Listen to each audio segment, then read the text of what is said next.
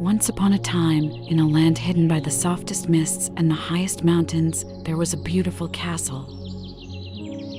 It was a place where songs of joy echoed across the grand halls, where laughter was as common as the daily sunrise, and kindness warmed every corner like a cozy fireplace. This magical place was the home of a royal family, and at its heart was a prince, handsome and full of courage, but also full of deep thoughts. He was searching, you see, not for hidden treasures or mystical creatures, but for a real princess, someone who had a heart full of love and kindness. For years, the prince traveled to distant lands, crossing oceans that sparkled under the sun, trekking through emerald forests, and climbing the steepest peaks that reached the sky. He met many princesses during his journey, but none of them seemed to be a true princess. They were lovely, indeed, but the prince could feel that something was missing. One stormy night, when the prince was home at his castle, a loud knock echoed through the grand entrance. The rain was pouring outside, drenching the entire kingdom. The wind whistled and howled, making the tall trees dance wildly. Thunder roared like a mighty beast, and lightning split the sky into bright, jagged pieces. The king, the queen, and the prince rushed to see who could possibly be outside on such a frightful night. When the grand door creaked open, standing there was a girl. She was soaked from head to toe. Her dress clung to her body, her hair dripped like a waterfall, and her shoes squished with every step she took. Yet, despite the gloom and the chill, her eyes twinkled like the stars hidden behind the stormy clouds. She was shivering, but she stood tall and proud. "I am a princess," she said, her voice steady despite the chattering of her teeth. "I have been traveling, and I lost my way in the storm." The queen was a wise woman, known for her understanding heart. But she also wanted to make sure that the girl was a true princess, especially for her son who had been seeking one for so long. She had an idea. A test so simple, yet so clever, that only a true princess could pass. "Please, come in, dear," she said warmly.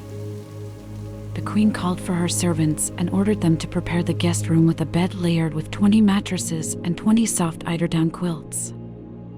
But what was different about this bed, hidden at its very bottom, beneath all the mattresses, she placed a single pea.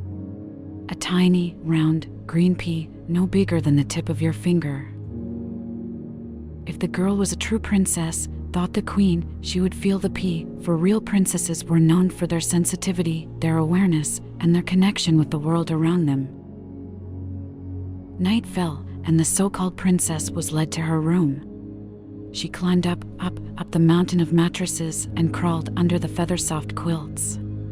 The bed was so high, she felt as if she were sleeping among the fluffy clouds in the sky. Morning came, and the royal family eagerly gathered at the breakfast table. The girl descended from the guest room, her face showing signs of a sleepless night.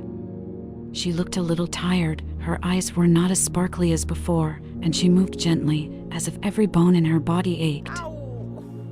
"How did you sleep, dear?" asked the queen, her eyes keenly watching the princess.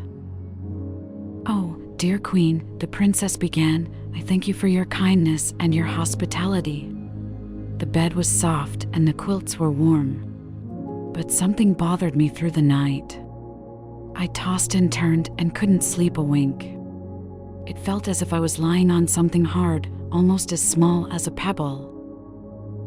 The queen, the king, and the prince listened to her, their eyes widening in surprise and joy. The queen couldn't help but smile, her heart filled with delight. For she knew, without a doubt, that this girl was a true princess. "Dear girl," the queen said, her voice gentle and kind, "I'm sorry that you had an uncomfortable night, but rejoice, for it was a test that you passed. Only a true princess could feel a pea through 20 mattresses and 20 eiderdown quilts. Welcome, our dear princess, to our family." The prince's heart danced with joy. He had found his true princess, the one he had been searching for. She was not only beautiful, but also kind-hearted, brave, and sensitive, just as he had dreamt she would be. The news of the true princess spread throughout the kingdom, bringing cheer and excitement among the people. The prince and the princess were soon married in a grand ceremony, the castle decked with thousands of twinkling lights and radiant flowers from all around the world. Their joy echoed through the land, reaching every corner, every heart. And so, they lived, their hearts full of love and their lives full of joy, ruling their kingdom with kindness and wisdom. They filled their people's lives with happiness, just as the happiness they found in each other filled their own. And if you ever find a castle hidden by soft mists and high mountains, and hear a song of joy and laughter echoing across grand halls, know that you have found the castle of the prince, the princess, and the pea. And that, dear child, is the end of our tale. A tale of a prince's quest, a stormy night, a clever queen, and a true princess who could feel a pea through a mountain of mattresses. Good night, little one. May you have sweet dreams of magical lands and grand adventures, and wake up to a beautiful new day.